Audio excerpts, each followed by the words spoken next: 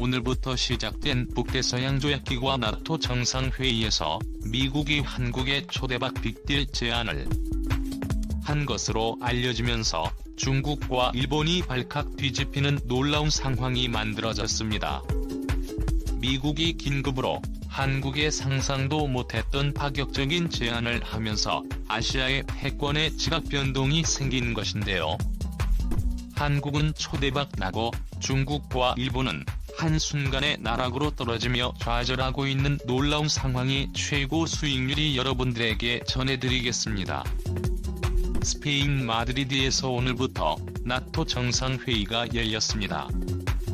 미국이 이번 정상회의에 한국을 초대한 진짜 이유가 밝혀지면서 중국과 일본이 발칵 뒤집혔는데요. 나토 당국자는 모리스 오브 아메리카와의 인터뷰에서 마드리드에서 열리는 나토 정상회의에 한국을 처음으로 초대했다. 우리는 이미 한국과 사이버 방위 비확산 기술 등의 분야에서 협력한 실적이 있다. 앞으로 한국과 협력 관계를 대폭 강화할 것이다 밝혔습니다.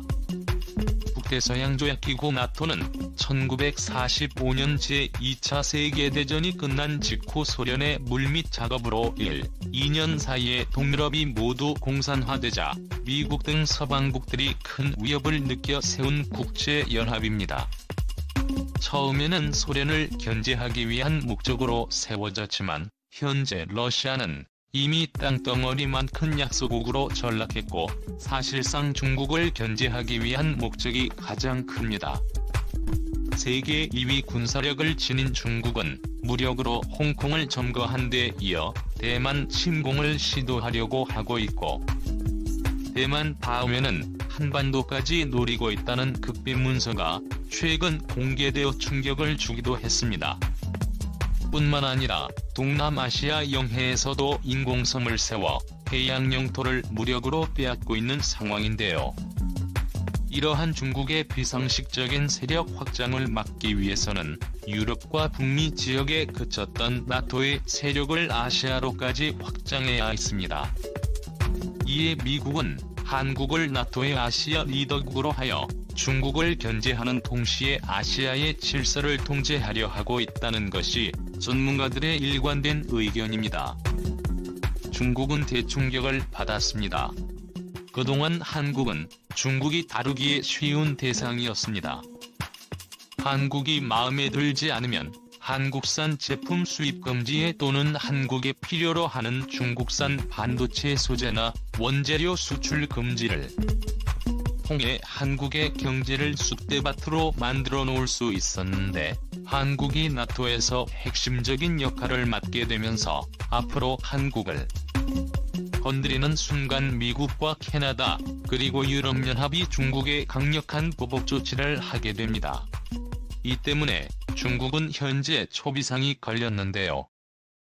중국이 한국의 북대서양조약기구 나토 정상회의에 참석과 주나토 한국 대표부 개설에 대해 영내 평화와 안정을 해칠 수 있다며 경고하고 나섰고 왕 원빈 중국 외교부 대변인은 아시아 태평양 지역은 지리적으로 북대서양에 속하지 않는다.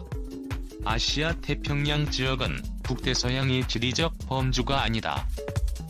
아태 지역 국가와 국민은 군사 집단을 끌어들여 분열과 대항을 선동하는 어떤 언행에도 결연히 반대한다라며 불쾌감을 드러냈습니다. 이에 미국은 즉각 중국의 경고에 나섰는데요. 중국 외교부 대변인의 발언 내용이 알려진 뒤에 미 백악관에서는 이에 대한 미국 측 입장을 묻는 질문이 나왔고 존 커비 백악관 국가안보회의 전략소통조정관은 중국은 한국이 무슨 회의에 참여할지에 관한 거부권이 없다고 받아쳤습니다. 그러면서 그는 한국은 어느 나라보다 나토에 대해 잘 이해하고 있고 한국이 나토 회의에 참여하는 것은 매우 중요하다라고 전했습니다. 일본도 큰 충격에 빠졌습니다. 일본은 당연히 자신들이 미국이 주도하는 나토의 아시아 리더국이 될 줄 알았는데 일본이 아닌 한국을 선택하자 큰 혼란에 빠졌습니다. 이에 기시다 일본 총리는 나토 회의에서 한국과 이야기하지 않을 것이라며 소심한 복수를 예고했는데요. 기시다 총리는 도쿄 총리관저에서 기자들과 만나 나토 정상회의 기간에 한일 정상회담을 개최할 것인가라는 질문에 현 시점에서는 양자회담 예정이 없다라며 일본의 일관된 입장에 근거해 어떻게 할 것인지 생각하겠다라고 말했습니다. 자, 그런데 미국 전문가들은 아시아판 나토의 리더국으로 미국과 유럽연합이 일본이 아닌 한국을 선택한 것은 당연한 일이라고 말하고 있습니다. 이미 실질 구매력 평가 기준으로는 한국이 일본을 추월했고 절대 금액으로도 곧 한국의 77조 2천억 원으로 일본의 국방 예산을 추월할 것으로 분석되고 있습니다. 한국은 1년에 육식 방위비가 늘어나고 있는 반면 일본은 고작 1억 3씩 증가하고 있기 때문입니다. 이뿐만이 아닙니다. 한국과 일본의 육군을 비교해보면 한국이 압도적입니다. 전차는 한국이 2,300노, 일본보다 3배 이상 많고 장갑차도 3배도 많습니다. 야포와 단련장도 한국이 육문으로 일본보다 3배도 많고 유도무기도 2배에 육박하고 있습니다. 심지어 회기도 180대 이상 더 많은데요. 현재 일본이 한국보다 유일하게 앞서 있는 분야가 바로 공군입니다. 그런데 한국계의 최첨단 한국산 전투기의 KF-21을 만드는데 성공하면서 공군 전력도 한국이 일본을 압도하기 시작했습니다. 일본의 공군은 미국의 F-35 스텔스 전투기에 의존하고 있는데요. 일본은 최근 미국으로부터 F-35 전투기의 105대를 231억 달러를 우리 돈으로 30조 원에 사들였습니다. 한 대당 1,900억 원을 준 셈인데 한국이 개발한 KF-21은 한 대당 판매 가격이 700억 원. 일본이 구매한 미국산 F-35 한 대를 살 돈으로 한국의 KF-20을 무려 4대나 살 수 있습니다. 가격은 이렇게 훨씬 더 저렴한데 성능은 더 좋습니다. CNN은 한국의 KF-21개, 미국의 F-35를 대체할 것이라며 KF-21은 미국이 외국에 판매하는 F-35보다 가격이 훨씬 낮을 것으로 예상되기에 상당한 수출 잠재력을 가지고 있다고 극찬했고, 미국 경제전문지 포브스는 이라크가 미국산 F-35 전투기 대신 한국의 KF-21을 살 것이라며 이라크 정부가 노후 제트기를 대체하고 영궁을 초기화하고 방어할 능력을 보강하기 위해 한국산 KF-21을 사는 것은 가치 있는 투자가 될 것이라며 극찬을 아끼지 않았습니다. 그리고 바로 어제 한국의 KF-21 엔진 점화가 첫 공개됐는데요. 흰색의 영롱한 불꽃이 강하게 솟아나오며 성공적으로 점화를 마치자 한국뿐만 아니라 전 세계 언론들은 난리가 났습니다. 이렇게 첨단 군사력 측면에서 한국이 일본을 한참 앞질렀을 뿐만 아니라 외교 측면에서도 아시아에서 한국의 영향력이 일본을 압도하고 있다고 미국 전문가들은 평가했습니다. 일본의 앞마당이라 불렸던 동남아에서는 현재 K-팝 문화가 지배하고 있는 가운데 필리핀과 베트남, 인도네시아 등 동남아 핵심국들은 한국산 무기들로 자국 군대를 도배하며 전력을 강화하고 있습니다. 이미 동남아시아 국가들의 소외 설문조사에 따르면 호감국과 압도적인 1위가 한국이 되었는데요. 추락하고 있는 일본 대신 이렇게 신흥 최강자로 떠오르는 한국을 아시아판 나토의 리더 국가로 미국이 선택한 것은 당연한 일입니다. 자, 그런데 이러한 한국의 움직임에 중국은 이미 한국의 복수를 시작했습니다.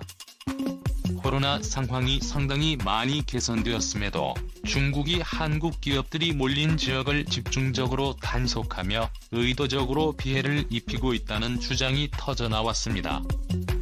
한국무역협회 상하이 지부는 중국 내 177개 한국 기업을 대상으로 중국의 고강도 방역 정책으로 인한 피해 상황에 대한 설문조사를 한 결과 응답기업의 882가 기업 경영에 피해 또는 부정적 영향을 받았다고 답한 것으로 나타났다고 밝혔습니다. 또한 올해 상반기 중국에서 매출이 감소했다고 응답한 기업은 974%에 달했는데요. 이 중에서 작년 동기 대비 매출 감소율이 50%가 넘는 기업은 301.4%에 육박했습니다. 중국 기업들이 봉쇄 정책으로 받은 피해보다 비교할 수 없을 정도로 큰 수준인데요. 중국 정부는 한국 기업에만 유난히도 강력한 이동 제한뿐만 아니라 심지어 영업과 마케팅 활동까지 제한하며 통제한 것으로 드러났습니다.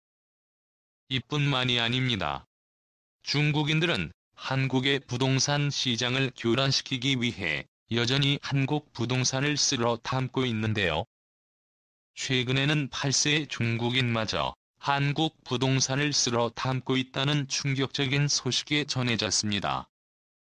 한 한국인 세입자는 자신이 월세를 계약한 집의 주인이 8세 중국 어린이라고 털어놓았는데요.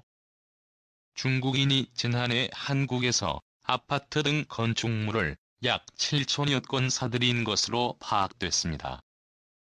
특히 부동산 가격이 가장 많이 급등한 서울과 경기 지역에서 대규모로 사들이고 있는데 더 큰 문제는 이렇게 중국인들은 자신의 1살짜리 자식들을 총동원해 한국에서 대규모로 부동산을 사들인 뒤 월세를 받아 챙겨 세금을 거의 내지 않은 채 중국으로 돈을 빼가고 있다는 것입니다.